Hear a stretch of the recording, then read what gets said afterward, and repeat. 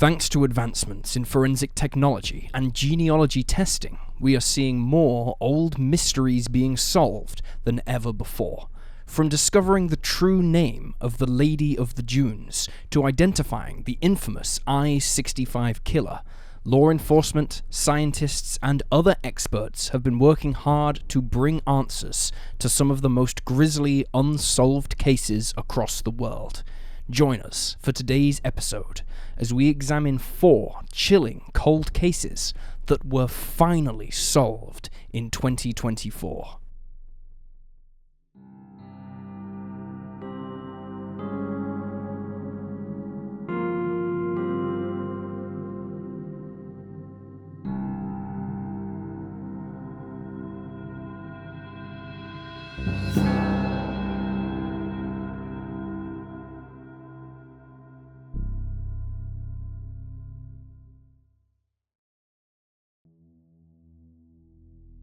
Maria Lorraine Honzell.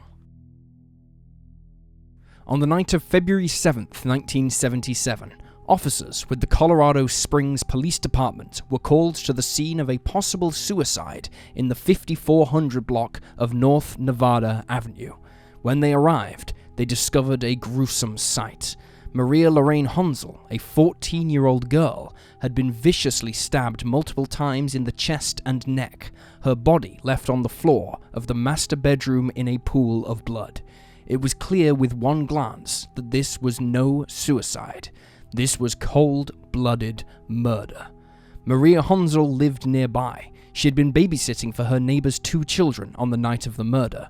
The neighbor noted that she'd called the teenager earlier that night and everything had been fine, but when she arrived home at 11:20 p.m., Maria was dead. The only silver lining was that the other children, ages 6 and 8, were unharmed, asleep in their beds. Investigators were able to collect some interesting pieces of evidence from the scene, including blood from Maria's jumpsuit that wasn't hers. It was established as being male, but nothing further came of it in the next few decades. The horrific scene haunted investigators and locals for decades, with no answers in sight until nearly 50 years passed. On May 8th, 2024, the Colorado Springs PD announced that they'd finally established the identity of the man responsible for Maria's murder, William Charles Kernan Jr. Kernan had died in 2010 and had been cremated, and since he has no living relatives, investigators could not compare his DNA, but police are positive that Kernan was responsible for Maria's death. Kernan came to the attention of police in 2019 when they entered the DNA retrieved from the blood on Maria's jumpsuit into a public genetic genealogy database and compared it with other samples. At the time of the murders, Kernan was a university student and familiar with the woman Maria was babysitting for when she was killed. He had also been to the apartment complex several times before. Why he killed Maria is unknown, but at long last, Maria's family at least have some of the answers they've been looking for 47 years.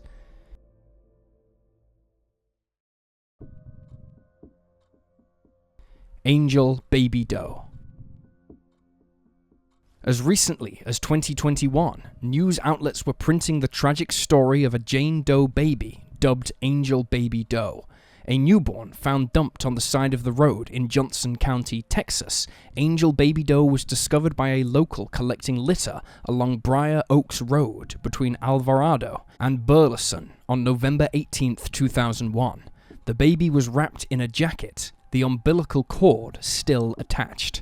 The Johnson County Sheriff's Office later disclosed the little girl had been born alive, but noted that the mother had failed to receive medical care after giving birth and hadn't clamped the umbilical cord, leaving the baby to bleed to death. Over the years, investigators received numerous leads about the true identity of Angel Baby Doe.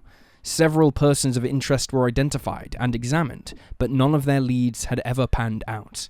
In 2021, the Johnson County Sheriff's Office submitted evidence to Othram, the genetic genealogy company, which allowed them to develop a DNA profile for the baby and subsequently compare it to the samples on their database.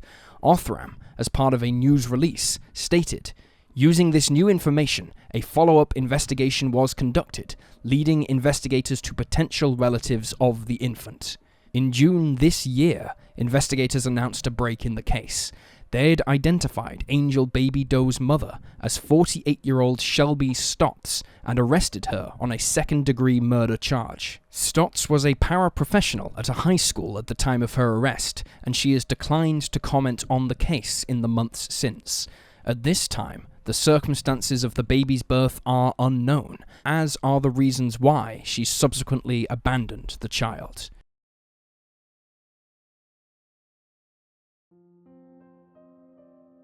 Teree Becker and Sherrie Bridgewater.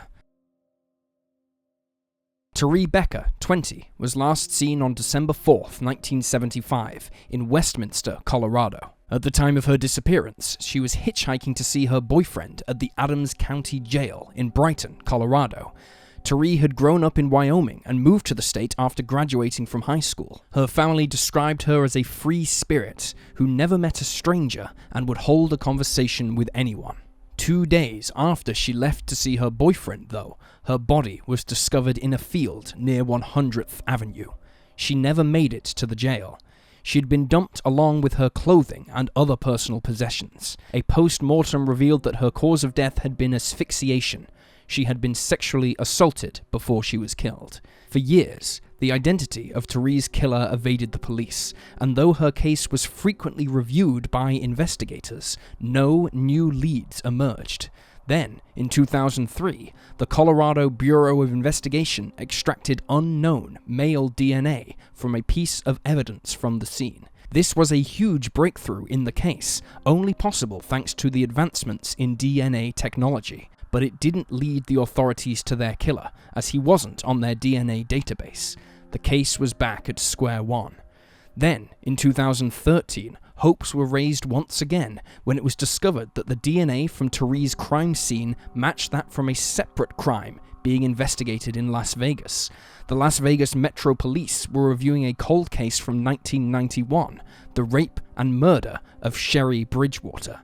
Sherrie had been found dead in her home in the 1000 block of West Monroe Avenue in May of that year. She was a 30-year-old mother at the time, and the killer had left her body positioned in a, quote, suspicious nature. Though investigators were able to establish that the same man had viciously assaulted and killed both Sherrie and Teree, they still didn't have a name.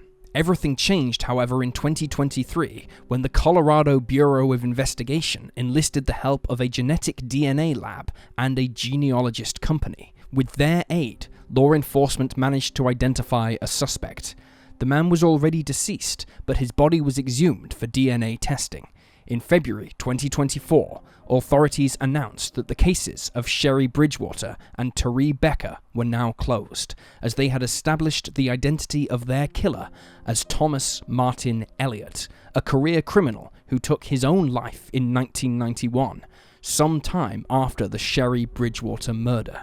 Elliott had spent his life in and out of the prison system. He spent time incarcerated for a vast array of crimes, including burglary and the sexual assault of a 13-year-old girl. This assault saw him convicted in 1981 and sentenced to 10 years in prison. Investigators believe that Elliott met Sherrie while they both attended an Alcoholics Anonymous meeting shortly after his release from prison.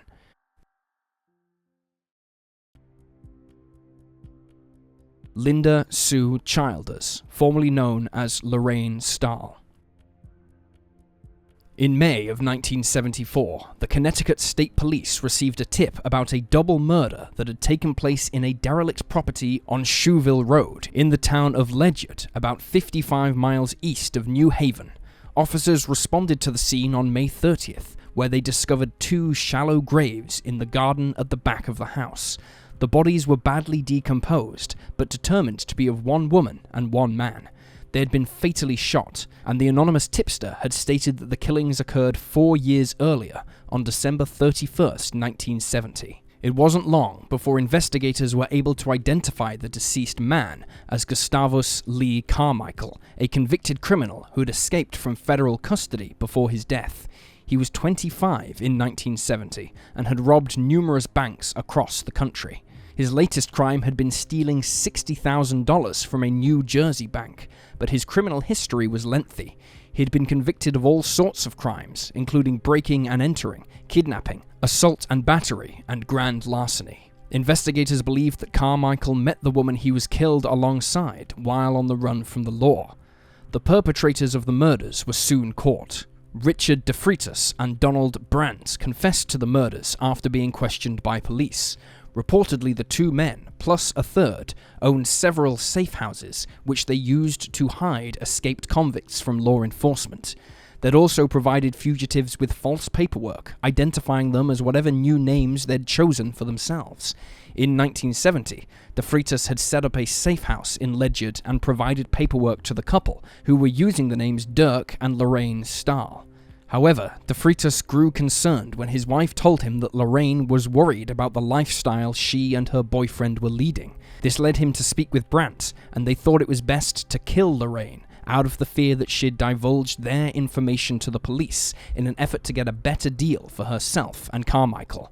But when the two men went to confront Lorraine, Carmichael refused to let them kill her, so the two men killed them both instead and buried them on the property. Investigators concluded that Lorraine Stahl was not the true name of their Jane Doe, but they struggled to find answers. Inside the home, they found a phone book that she owned. It revealed that she'd made calls to various states across the country, including Tennessee, New Jersey, New York, and Pennsylvania, but this didn't help them find her name. At the scene, they also received a tan leather wet-look vest, a gold or tan sweater, a brown tweed skirt, and a pair of brown boots. She also wore a pendant and several rings, some with the letters JHSN and the initials ILN, as well as the date 1917 engraved inside. Another ring she had contained a fake emerald stone. For over 50 years, the real identity of Lorraine Stahl remained a mystery, but in July of 2022, authorities decided to send samples of her DNA to Othram, which led them to find a family member, her sister. The woman's sister revealed that she had a daughter, who provided them with a DNA sample so that investigators could be 100% sure. In March 2024, it was revealed that the name of the woman was Linda Sue Childers. She was 24 at the time of her death. And there you have the facts. Please leave a comment down below with your own thoughts and reactions, and remember to like this video and subscribe to support the channel. Thank you for watching. Stay alert, stay safe, and I'll see you next time.